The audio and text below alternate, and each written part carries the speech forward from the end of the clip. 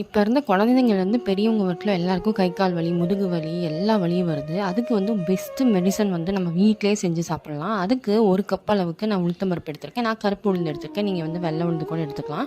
இது கூடவே 2 ஏலக்காய் எடுத்திருக்கேன். இது வந்து கருப்பு உளுந்தில் செஞ்சோம் அப்படின்னா ரொம்ப ரொம்ப சத்தாக இருக்கும். அது கூடவே 10 பாதாம், 10 முந்திரி எடுத்து நல்லா இந்த அளவு கலர் சேஞ்ச் ஆகிற அளவுக்கு நல்லா வறுத்து எடுத்துக்கலாம். தீயக்கூடாது, ஆனால் நல்ல வாசனை வரும்.